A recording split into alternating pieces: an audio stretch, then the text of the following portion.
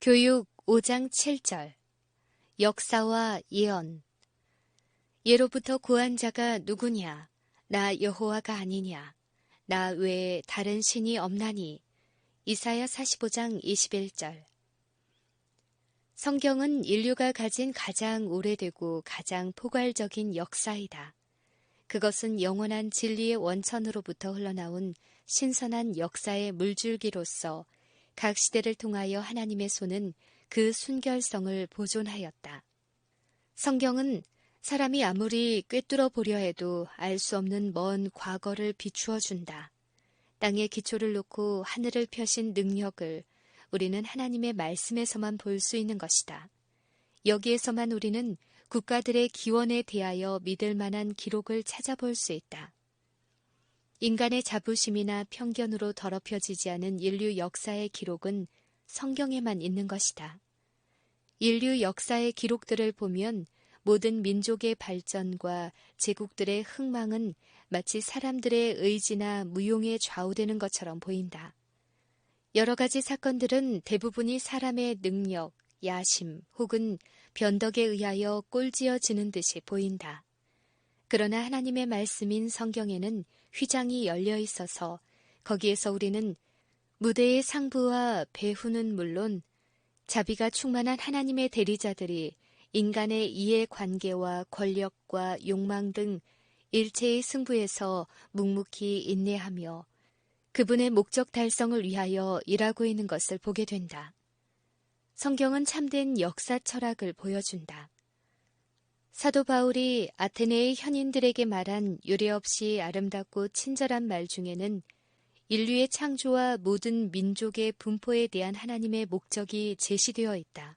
즉, 인류의 모든 족속을 한 혈통으로 만드사 온 땅에 거하게 하시고 저희의 연대를 정하시며 거주의 경계를 하나셨으니 이는 사람으로 하나님을 혹 더듬어 찾아 발견케 하려 하심이로되 그는 우리 각 사람에게서 멀리 떠나 계시지 아니하도다.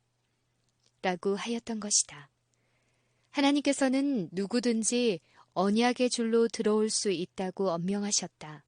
창조에 있어서 하나님의 목적은 지상에 사람을 살게 하여 그 존재가 자신에게와 다른 사람에게 축복이 되고 창조주에게 영광을 돌리도록 하는 것이었다. 누구나 원하면 자신을 이 목적에 부합하도록 할 수 있다. 성경에는 이런 사람들에 대하여 이 백성은 내가 나를 위하여 지었나니 나의 찬송을 부르게 하려 함이니라 라고 기록되어 있다. 하나님께서는 국가나 개인이 나를 물론하고 모든 참된 번영의 기초가 되는 원칙을 율법 가운데 나타내 보이셨다. 모세는 하나님의 율법에 대하여 이스라엘 백성들에게 말하기를 이것은 너희의 지혜요 너희의 지식이라. 이는 너희에게 허사가 아니라 너희의 생명이라고 하였다. 이렇게 이스라엘 백성들에게 보증된 축복은 그와 동일한 조건과 동일한 정도로 천하의 모든 국가와 모든 개인에게도 보증되었다. 지상의 모든 통치자들이 행사하는 권력은 다 하늘로부터 받은 것이며 그 성공 여부는 받은 권력의 사용 방법 여하에 따라 좌우된다. 거룩하신 순찰자께서는 각 사람에게 너는 나를 알지 못하였을지라도 나는 내 띠를 동일 것이요 라고 하셨다. 옛적 느부갓네살에게 공의를 행함으로 죄를 속하고 가난한 자를 긍휼히 여김으로 죄악을 속하소서. 그리하시면 왕의 평안함이 혹시 장구하리이다. 라고 한 말씀은 각 사람에게 있어서 일생의 교훈이 된다. 이런 것들을 이해하는 것, 곧 의는 나라도 영화롭게 하고 보좌가 공의로 말미암아 굳게 서며 인자함으로 말미암아 견고하다는 것을 이해하고 왕들을 폐하시고 왕들을 세우시는 하나님의 능력 가운데 이런 원칙들이 살아 움직이고 있다는 사실을 깨닫는 것이 역사의 철학을 이해하는 일이다. 하나님의 말씀에만 이 사실이 명백히 제시되어 있다. 거기에는 국민의 힘이란 개인의 경우와 같이 그들을 무적으로 만드는 것처럼 보이는 기회나 시설에 달린 것도 아니고 그들이 자랑하는 거대함에 있는 것도 아님이 설명되어 있다.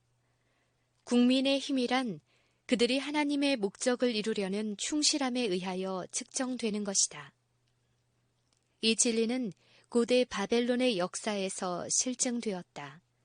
큰 나무의 표상 아래 국가 통치의 참 목적이 느부갓네살 왕에게 보여졌다. 그 나무의 고는 하늘에 닿았으나 땅끝에서도 보이겠고 그 잎사귀는 아름답고 그 열매는 많아서 만민의 식물이 될 만하고 들짐승이 그 그늘에서 살며 공중에 나는 새들이 그 가지에 깃들었다고 하였다. 이 묘사는 하나님의 목적을 성취하는 통치, 즉 국민을 보호하고 굳게 서게 하는 통치의 성격을 표현한 것이다. 하나님께서는 바벨론이 이 목적을 성취하도록 높이셨다. 그 나라는 번영하였고 드디어 그 부와 권력이 후세에도 따를 나라가 없을 만큼 강대해졌는데 그것은 영감에 의해 나타난 표상, 즉 금머리로 성경에 적절하게 표현되었다. 그러나 느부갓네살 왕은 자기를 높이신 능력을 깨닫지 못하였다. 그는 교만한 마음을 가지고 이 큰 바벨론은 내가 능력과 권세로 건설하여 나의 도성을 삼고 이것으로 내 위엄의 영광을 나타낸 것이 아니냐라고 말하였다. 바벨론은 백성의 보호자가 되는 대신에 교만하고 잔인한 압제자가 되었다.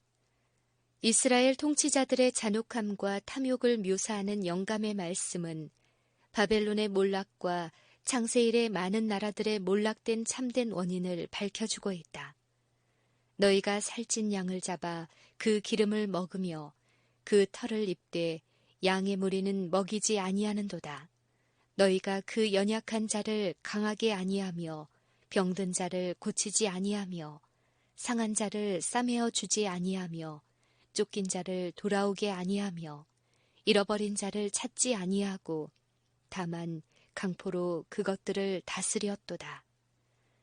바벨론의 통치자에게 거룩한 순찰자의 선고가 내려졌다.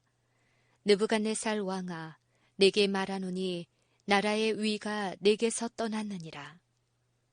처녀딸 바벨론이여, 내려 티끌에 앉으라. 보좌가 없어졌으니 땅에 앉으라. 딸 갈대하여 잠잠히 앉으라. 흑암으로 들어가라. 네가 다시는 열국의 주모라 칭함을 받지 못하리라. 많은 물가에 거하여 재물이 많은 자여, 내 탐남의 한정, 내 결국이 이르렀도다.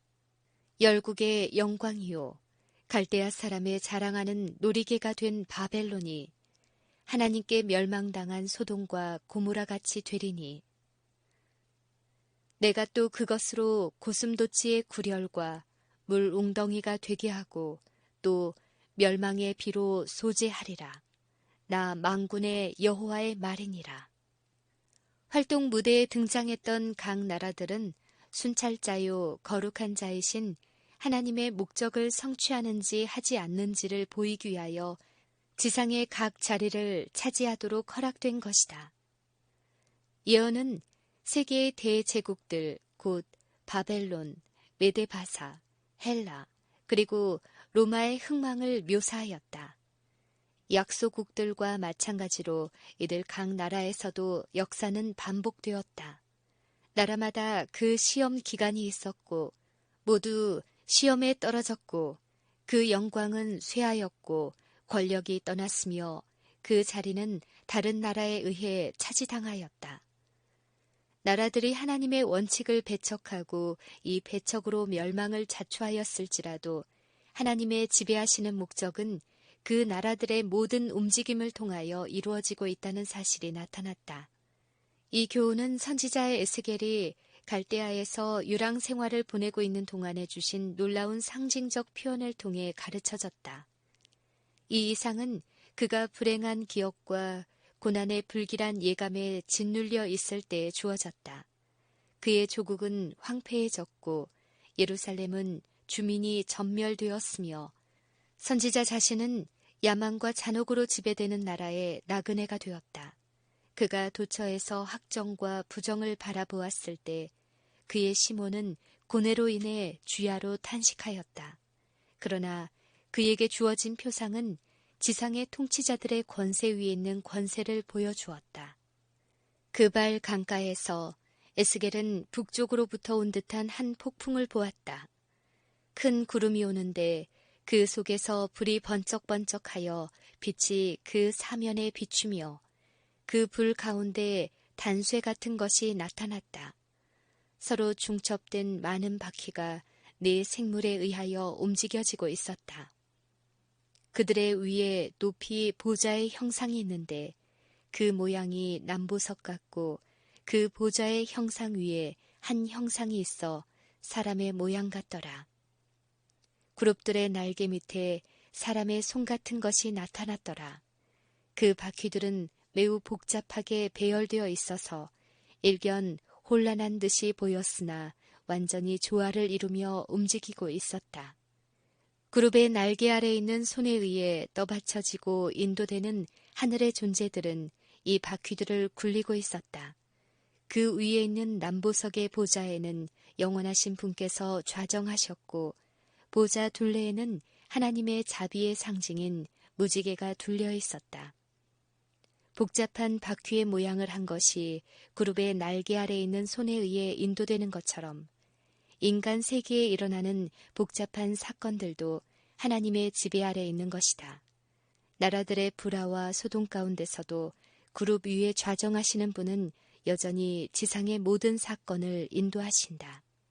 차례로 일어나서 할당된 시간과 장소를 차지하고 스스로 아무 의미도 모르는 진리를 무의식 중에 증거한 각국의 역사는 우리에게 기별을 준다. 하나님께서는 오늘날 각 나라와 각 개인에게 당신의 큰 계획 중에서 한 자리를 지정하여 주셨다. 오늘날 국가들과 개인들은 실수함이 없으신 분의 손에 있는 다림줄로 측정되고 있다. 사람들은 다 자신의 선택에 의하여 자기의 운명을 결정하고 있으며 하나님께서는 당신의 목적을 성취하기 위하여 모든 것들을 지배하고 계시는 것이다. 크신 지존자께서 영원한 과거로부터 영원한 미래에 이르기까지 예언의 사슬을 하나씩 연접시키면서 당신의 말씀 가운데 구획해 놓으신 역사는 시대의 진행 과정에서 오늘날 우리가 어디에 처해 있는지 또 장래에 무엇을 예상할 수 있을지를 말하여 준다. 현재까지 일어나리라고 예언된 모든 사건들은 역사의 페이지를 봄으로 그 형적을 찾을 수 있는데 이로써 우리는 장차올 모든 사건들도 그 차례대로 성취될 것을 확신할 수 있는 것이다. 이 세상의 모든 통치권이 결국은 붕괴된다는 것이 진리의 말씀 중에 명백히 예언되어 있다. 이스라엘의 마지막 왕에게 하나님께서 선고를 내리실 때 주신 예언 중에는 다음과 같은 기별이 있다. 나 주 여호와가 말하노라. 관을 제하며 면류관을 벗길지라. 낮은 자를 높이고 높은 자를 낮출 것이니라. 내가 엎드러뜨리고 엎드러뜨리려니와 이것도 다시 잊지 못하리라. 마땅히 얻을 자가 이르면 그에게 주리라. 에스겔 21장 26절 27절. 이스라엘에서 벗겨진 왕관은 바벨론, 메데바사, 헬라, 로마의 순으로 계속 넘어갔다. 하나님께서는 이것도 다시 잊지 못하리라. 마땅히 얻을 자가 이르면 그에게 주리라고 하셨다. 그때가 가까이 왔다. 시대의 징조들은 우리가 크고 엄숙한 사건의 문어귀에 와 있는 것을 말하여 준다. 우리가 사는 세상의 모든 정세는 동요되고 있다. 그리스도의 재림 전에 일어날 사건들에 대한 구주의 예언이 우리의 목전에서 성취되고 있다. 난리와 난리 소문을 듣겠으나 민족이 민족을 나라가 나라를 대적하여 일어나겠고 처처에 기근과 지진이 있으리라. 현대는 모든 사람들이 관심을 많이 가지는 시대이다. 통치자나 정치가들, 책임과 권위의 지위에 있는 사람들, 또 모든 계급에 지각 있는 사람들은 주위에서 일어나고 있는 사건들에 관심을 집중시키고 있다. 그들은 국가들 사이에 긴장되고 불안한 관계를 주목하고 있다.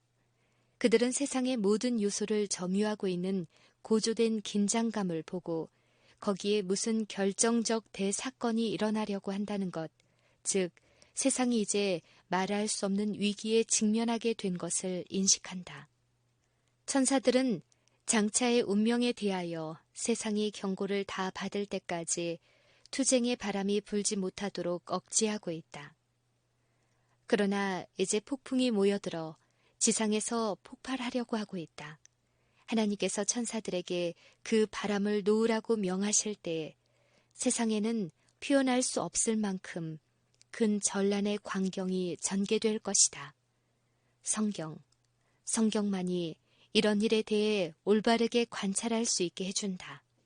거기에는 세상 역사의 최후에 있을 큰 광경, 즉 이미 그 그늘을 먼저 들이우고 실물이 가까이 오는 소리에 땅을 떨게 하여 사람들의 마음을 두려움으로 사로잡는 사건들이 나타나 있다. 여호와께서 땅을 공허하게 하시며 황무하게 하시며 뒤집어 엎으시고 그 거민을 흩으시리니 이는 그들이 율법을 범하며 율례를 어기며 영원한 언약을 파하였음이라. 그러므로 저주가 땅을 삼켰고 그 중에 거하는 자들이 정죄함을 당하였고 솟구치는 기쁨이 그치고 즐거워하는 자의 소리가 마치고 수금 타는 기쁨이 그쳤으며 이사야 24장 1절부터 8절. 오호라 그날이여 여호와의 날이 가까웠나니 곧 멸망같이 전능자에게로서 이르리로다. 씨가 흙덩이 아래서 썩어졌고 창고가 비었고 곡간이 무너졌으니 이는 곡식이 시들었음이로다. 생축이 단식하고 숫대가 민망해하니 이는 꼴이 없음이라. 양떼도 피곤하도다. 포도나무가 시들었고 무화과나무가 말랐으며 석류나무와 대추나무와 사과나무와 및 밭의 모든 나무가 다 시들었으니 이러므로 인간의 희락이 말랐도다. 요엘 1장 15절에서 18절, 12절.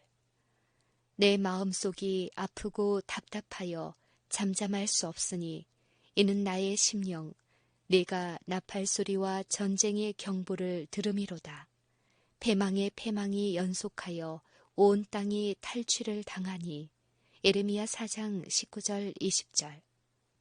내가 땅을 본즉 사람이 없으며 공중의 새가 다 날아갔으며 내가 본즉 좋은 땅이 황무지가 되었으며 그 모든 성읍이 여호와의 앞 그 맹렬한 진노 앞에 무너졌으니 슬프다 그날이여 비할 데 없이 크니 이는 야곱의 환난의 때가 되미로다마는 그가 이에서 구하여 냄을 얻으리로다.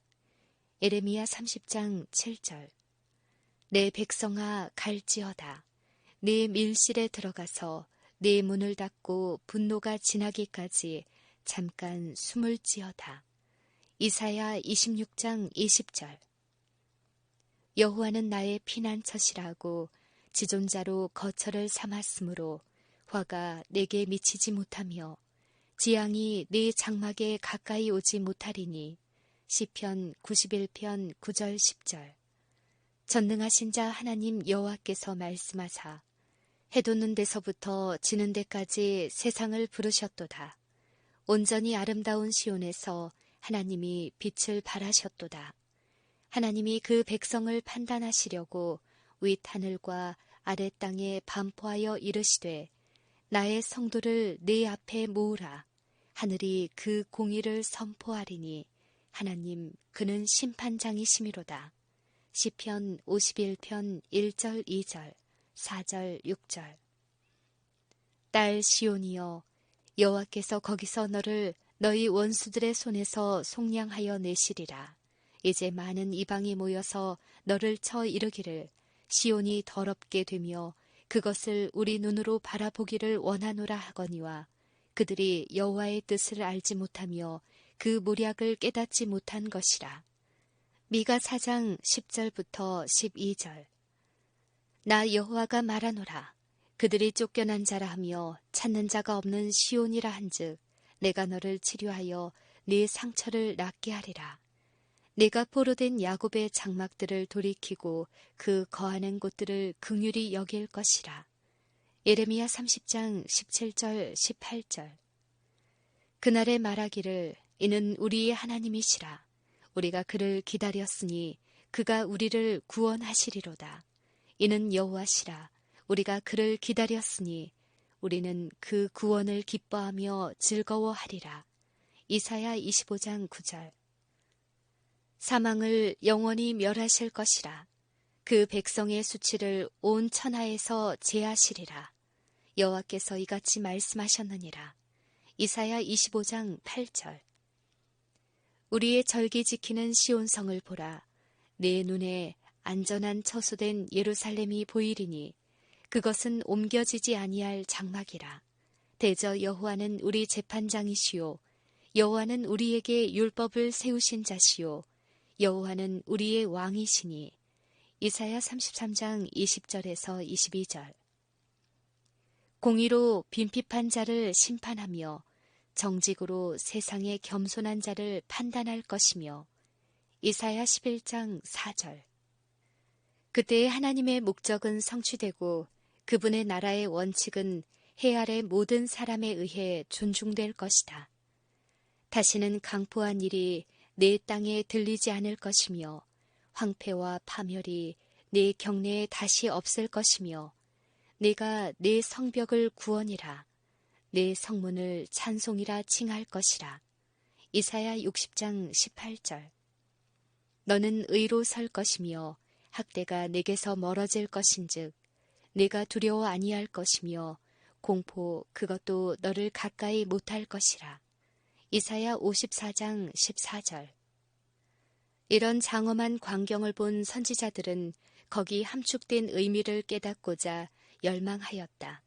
그들은 연구하고 부지런히 살펴서 자기 속에 계신 그리스도의 영이 어느 시 어떠한 때를 지시하시는지 상고하니라. 이 섬긴 바가 자기를 위한 것이 아니요 너희를 위한 것임이 계시로 알게 되었으니 이것은 복음을 전하는 자들로 이제 너희에게 고한 것이요 천사들도 살펴보기를 원하는 것이니라. 베드로전서 1장 10절에서 12절. 장차 일어날 일들에 대한 이런 묘사는 바야흐로 그 성취를 보게 될 접경에 서 있는 우리들에게 얼마나 중대한 의미와 이해관계를 가지고 있는가. 그 사건들이야말로 인류의 부조들이 에덴을 떠난 이래 하나님의 자녀들이 주목하고 기다리고 사모하며 기도해 온 것이다. 오늘날 세상 사람들은 최후의 중대한 위기를 앞에 두고서도 마치 홍수 전의 사람들처럼 향락에 열중하여 관능의 욕구를 추구하고 있다. 목전의 사물과 일시적인 일들에 몰두하여 그들은 보이지 않는 영원한 것을 잊어버리고 있다. 그것을 사용하는 사람과 함께 없어질 사물을 위해서 영원히 없어지지 않는 부를 희생하고 있다. 그들의 생각은 고상해져야 하고 인생관은 넓어져야 한다. 그들은 세속적 몽상의 혼수 상태에서 깨어나야 한다. 성경의 페이지들에 명백히 설명된 모든 나라들의 흥망의 역사를 통하여 우리는 표면적이고 세속적인 영광이 얼마나 가치 없는 것인지를 배워야 한다. 후세에도 그런 예가 없을 만큼 큰 권세와 화려함을 가졌던 바벨론. 당시의 백성들이 경고하며 영속적이라고 생각했던 그 권세와 화려함이 얼마나 철저하게 사라져 버렸는가. 풀의 꽃과 같이 망하고 말았다. 하나님께 근거를 두지 않는 것은 다 이와 같이 멸망할 것이다. 다만 하나님의 목적과 연결되고 그분의 품성을 나타내는 것만이 영존할 수 있다. 우리가 아는 대로 하나님의 율법만이 유일한 불멸성인 것이다. 이 위대한 진리야말로 노소를 물론하고 배워야 할 것이다. 우리는 제국의 역사와 장차올 일들에 대한 계시 중에서 하나님의 목적이 성취되는 것을 연구해야 한다. 그렇게 하므로 우리는 눈에 보이는 사물과 눈에 보이지 않는 것의 참된 가치를 평가할 수 있고 인생의 참된 목적이 무엇인가를 알 수가 있으며 당면한 사물을 영원한 빛에 비추어 봄으로 그것들을 가장 참되게, 가장 고상하게 쓸 수가 있는 것이다. 그렇게 하므로 이 세상에서 하나님 나라의 원칙을 배우고 그 나라의 신민과 시민이 되므로 그리스도께서 오실 때 그분과 더불어 그 나라에 들어갈 준비를 갖추는 것이다. 그날이 가까웠다. 교훈을 배우며 사업을 마치고 품성의 변화를 일으키기 위해서는 남은 시간이 너무 짧다. 인자야, 이스라엘 족속의 말이 그의 보는 묵시는 여러 날 후의 일이라. 그가 먼 때에 대하여 예언하는도다 하나니 그러므로 너는 그들에게 이르기를 주 여호와의 말씀에 나의 말이 하나도 다시 더디지 않을지니 나의 한 말이 이루리라. 나 주 여호와의 말이니라 하셨다 하라. 에스겔 12장 27절 28절